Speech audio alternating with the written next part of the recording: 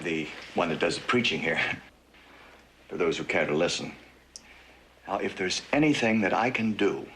Well, there's one thing you can do. Tell me why nobody around here will listen to me. Well, if you want people to listen, you've got to tell them what they want to hear. I told them the truth. That's the last thing that most people want to hear.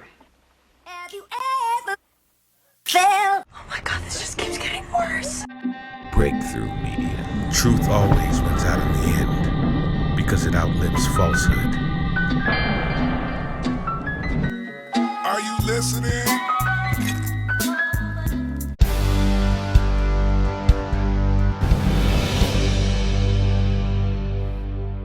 Some people say that mass immigration into the United States can help reduce world poverty. Is that true? Well, no, it's not. And let me show you why. This gumball represents the 1 million legal immigrants that the United States has taken every year on average since 1990. Now, who in the world deserves our humanitarian compassion? The World Bank has one measure of the desperately poor of the world. They make less than $2 a day. And how many people make less than $2 a day in the world? Well, let's start with Africa. In Africa alone, there are 650 million people who make less than $2 a day. 650 million. And in India, another 890 million people, desperately poor. China adds another 480 million people, making less than $2 a day. And unfortunately, the rest of Asia has a heartbreaking 810 million people who the World Bank says make less than $2 a day. And finally, there's 105 million of Latin America's population that are desperately poor. All told, the World Bank says there are 3 billion people in the world, 3 billion people who are desperately poor, making less than $2 a day. That's 3,000 gumballs. And every year, we take 1 million and suggest that we've somehow made a humanitarian difference. Of course, we don't pull our immigrants from these desperately poor populations, do we? These people are too poor, too sick, too disconnected to make it here as immigrants. We tend to pull our immigrants out of the better off poor of the world. And Mexico tends to define the type of immigrant that we bring here because the plurality of people come from Mexico. And Mexico is poor. How many people in the world live in countries that have average incomes lower than that of Mexico? And the World Bank tells us that that number is these 3 billion plus another 2.6 billion people. 5.6 billion people in the world who live in countries with average incomes below that of Mexico. That's 5,600 gumballs. And so what is it that the elites are telling us? They're telling us that when we take this 1 million immigrants, that we somehow or another are tackling world poverty. And we have to do it regardless of the effect on our unemployed, the working poor, the most vulnerable members of our society, regardless of the effect on our natural resources. Even if we went by the most radical proposals in Washington, which are to actually double our immigration to 2 million a year,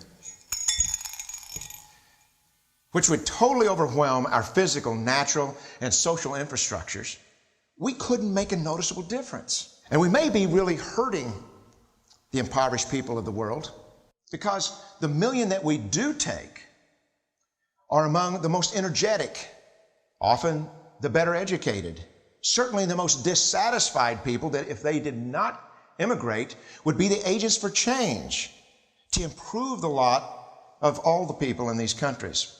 The true heroes in the global humanitarian field are the people in these countries who have the wherewithal to immigrate to another country, but instead stay in their countries, to apply their skills to help their fellow countrymen.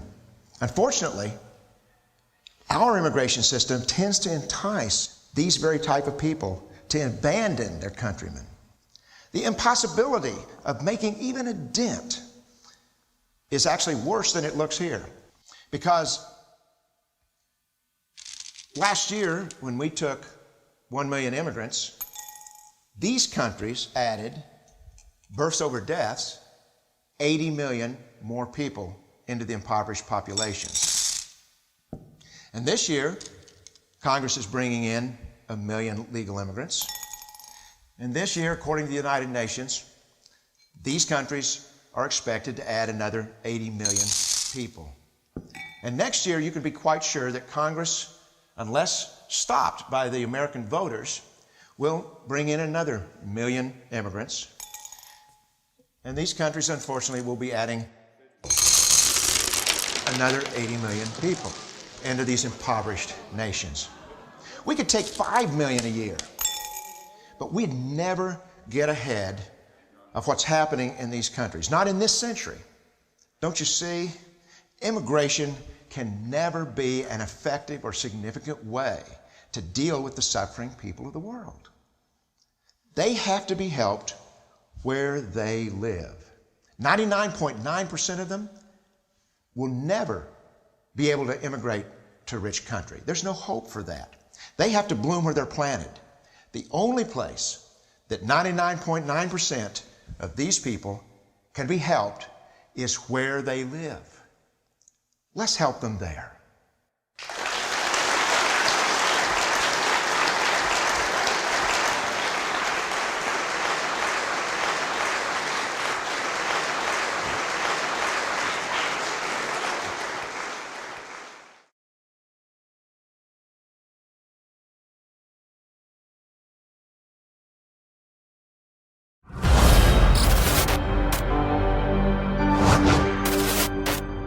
Breakthrough Media. I woke up for some reason. I couldn't sleep. I woke up. I saw a lot of texts on my phone.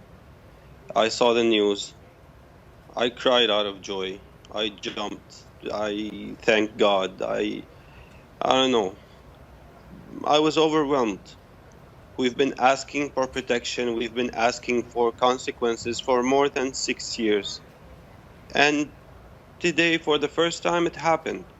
For the very first time, we see Assad held accountable just for once. Held accountable for his crimes against humanity. I was overwhelmed. I felt grateful for President Trump. I felt grateful for the United States. I felt grateful for each and every person who lobbied and called and kept on talking until someone actually listened. There are people in America, and I hear you supportive of President Trump, and so many people are, Democrats and Republicans, but there are also people over here in America who are saying, all right, so clearly President Trump is motivated by just, as we all have compassion for these just horrible images of these babies who were killed, but at the same time, this is a man who doesn't want Syrians to come into this country with this refugee ban. I want to just play some sound. Hillary Clinton weighed in. We cannot in one breath speak of protecting Syrian babies and in the next close America's doors to them. Quickly, Qasim, how do you see that? With all due respect, I didn't see each and every person who was demonstrating after the travel ban. I didn't see you 3 days ago when people were gassed to death, when civilians were gassed to death. I didn't see you in 2013 when 1,400 people were gassed to death. I didn't see you raising your voice against President Obama's inaction in Syria that led us refugees, that made us refugees get kicked out of Syria. If you really care about refugees, if you really care about helping us, please help us stay in our country. We don't want to come to the United States. We want to stay in our country. We want to stay in our country. With all due respect, this is hypocrisy. If you really care, help us stay in our country. We don't want to become refugees. We want to stay in our country. Help us establish safe zones. Help us stay safe in our country. And if you just give me a few seconds just to tell President Trump once again, please, sir, what you did was amazing. What you did was a powerful message of hope for a lot of people inside and outside of Syria. Please don't stop on this. Please help Syrians stay in their country. Please establish safe zones. Please take out Assad air forces so they won't be able to commit more atrocities using traditional weapons. 500,000 people were killed with traditional weapons, just so people can know what we have suffered in the past 6 years.